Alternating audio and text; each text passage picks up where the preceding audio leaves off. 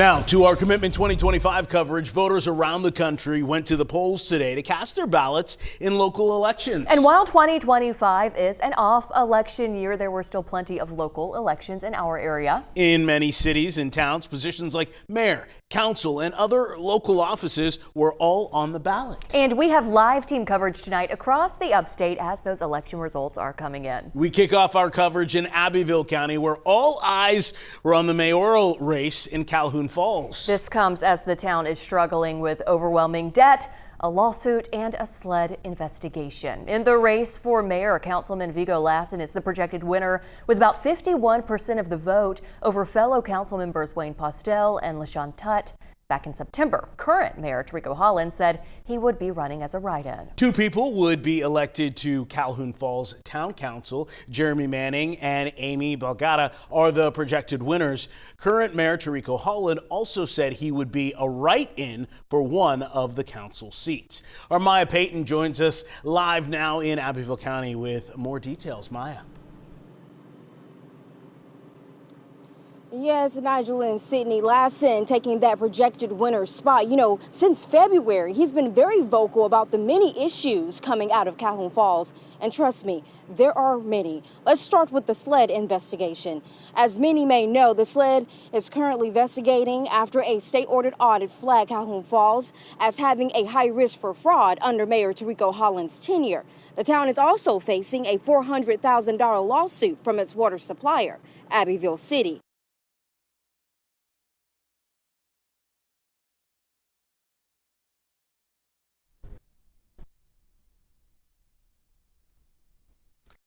I'm going to be transparent. I'm going to have people talk with the community and have open forums in our council meetings so that the town is aware of the problems we have and that we can all work together as a unity community to correct the problems that we have. And we're going to have to change some ordinance. We're going to have to change some statutes to make sure that it never happens to Calhoun Falls again.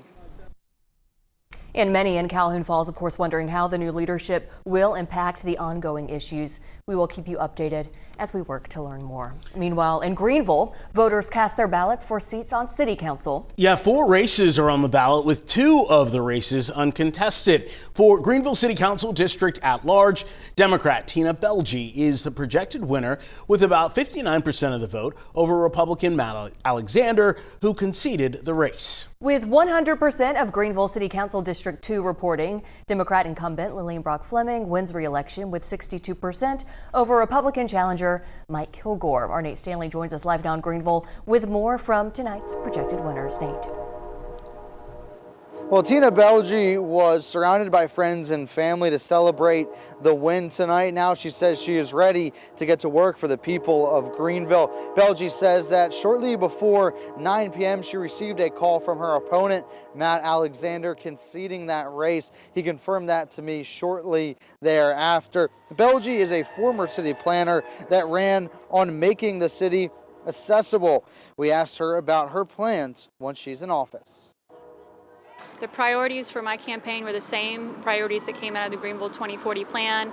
Housing that's actually affordable for people, transit that works, reducing traffic, protecting our open space and trees, green space, and then accessible childcare, which is something we added for our campaign. We have a major childcare desert in our city, so I'm looking forward to doing work around those 4 things. And over in District 2, Lillian Brock Fleming also won her re-election campaign for her city council seat. She's been on council since 1981, but says there is still plenty of work to be done. Managing our nightlife and making it a little bit safer and better for people, and finding more ways to house people and providing more home ownership opportunities particularly for young people who are just getting out of college.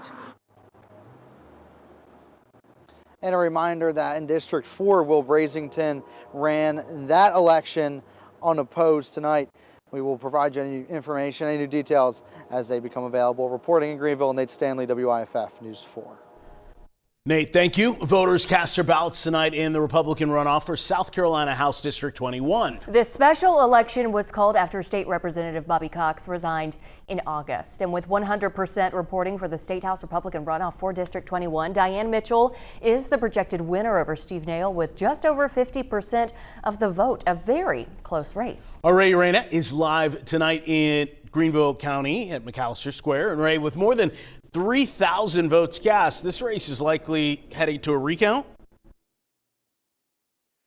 Yes, Nigel, because according to state law, a recount is mandatory whenever the winning margin is 1% or less. As of right now, the winning margin in this race with all precincts reporting is 22 votes. Earlier tonight, Diane Mitchell could be seen hugging friends, family, and other state representatives as more results came in. She is the past chair of the Greenville Republican Women's Club and currently leads over Steve Nail. Nail, meanwhile, is the current dean of Anderson University's College of Business. This district is made up of the eastern portion of Greenville County up to the Spartanburg County line. Both candidates say they believe life begins at conception and want to lower taxes. We asked the candidates what they would bring to the table if they are elected. We've already been down there advocating for judicial reform, tort reform, lower taxes, cutting spending, women's spaces, and many other issues that are interested in the citizens of District 21 are interested in. The priorities would be obviously roads, I think taxes, in both property and income taxes potentially, and I think also fixing the corruption, being more fiscally responsible. Earlier today, Elections Director Conway Belangia said turnout for this election was low, sitting at around 2% early this afternoon. Belangia also says that recounts are ordered by the State Election Commission when they go to certify the results of an election. The winner of this runoff will run unopposed in the December special election. Reporting live in Greenville County, Ray Reyna, WYFF News 4. Ray, thank you. To Spartanburg County now, where Bill Ryan is officially elected as the next sheriff of the county. His race was uncontested tonight after beating out a crowded Republican primary earlier this year. In the race for Spartanburg mayor, with 96% of the vote in, incumbent Mayor Jerome Rice is the projected winner, with about 78% of the vote over James Jones Sr.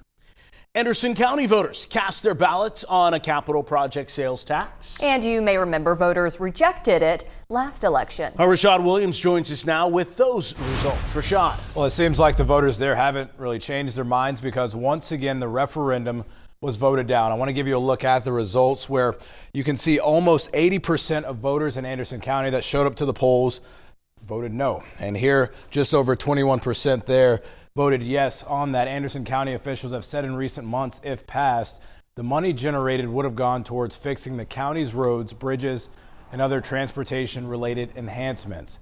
One man who lives in the county told us tonight that he voted in favor of it to get the roads fixed.